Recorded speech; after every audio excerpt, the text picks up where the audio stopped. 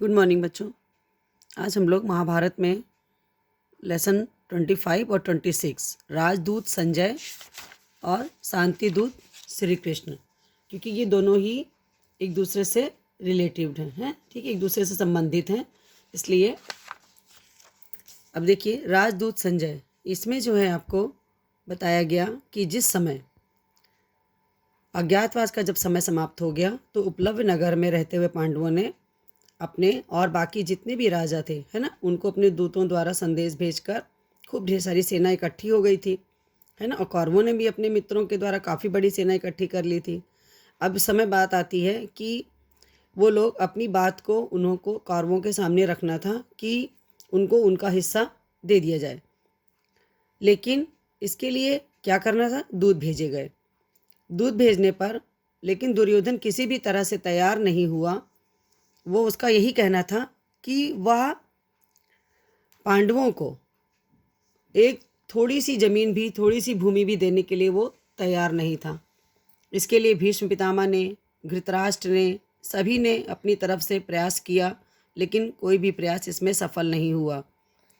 उनके इस तरह के प्रयास के सफल न होने से क्या होना था, भीष्म पितामह ने ये बात बता दी थी कि यदि ये लोग नहीं मानते हैं, दुर्योधन नहीं मानेगा तो युद्ध होगा, और युद्ध में सबका नुकसान होगा, सबका बहुत ज़्यादा परेशानियां आएंगी, लेकिन और कितने ही लोग आपस के अपने लोग मर जाएंगे।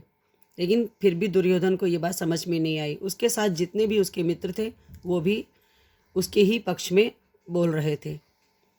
इस तरह से बच्चों, जब राजदूत संजय को जो है ये उपलब्ध के लिए इन्होंने धृतराष्ट्र ने भेजा, ठीक है, कि तुम जाओ और जाके वहाँ पांडुपुत्रों के पास जाओ और बोलो कि सात्यकी, विराट आदि राजाओं से भी कहना कि सप्रेम उनकी कुशल क्षेम पूछी गई है, वहाँ जाकर मेरी ओर से युद्ध न होने की चेष्टा करो।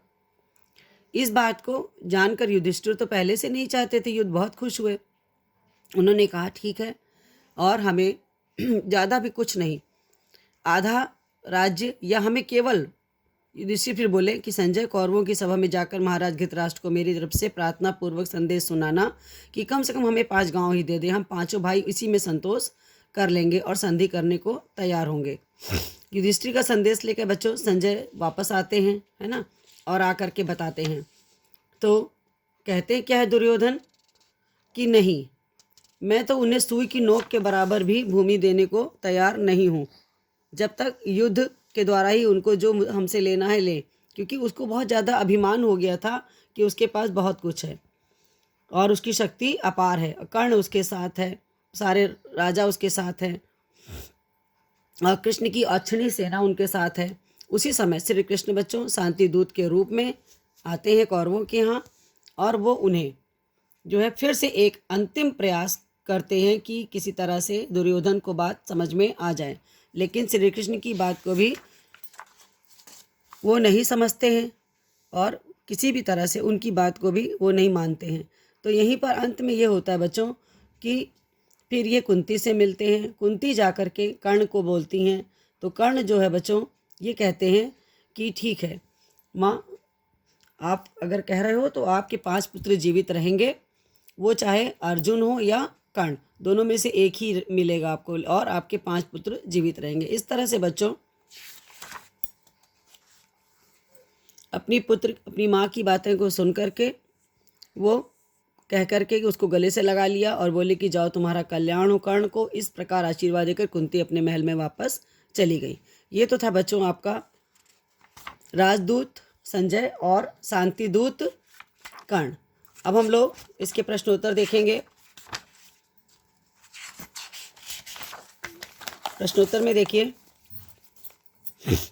युधिष्ठिर की ओर से किसे राजदूत बनाकर भेजा गया? पांचाल देश के पुरोहित को भेजा गया। सबसे पहले पांडवों को आधा राज्य वापस करने की सलाह किसने दी? भीष्म पितामह ने दी। भीष्म पितामह का आधा राज्य वापस करने के सुझाव का विरोध किसने किया? कर्ण ने किया। संजय के संधि प्रस्ताव को सुनकर युधिष्ठिर ने क्या कहा? कहा कि कृष्ण जैसा कहेंगे वे वैसा ही करेंगे। 5 गांव देने की बात सुनकर दुर्योधन ने क्या कहा? कहा कि वह युद्ध के बिना सुई की नोक के बराबर भी जमीन नहीं देंगे। युद्ध टालने का दोबारा प्रयास किसने किया था बच्चों? श्री कृष्ण जी ने। धृतराष्ट्र ने दूत बनाकर पांडवों के पास भेजा, संजय को दूत बनाकर भेजा था। धन्यवाद बच्चों।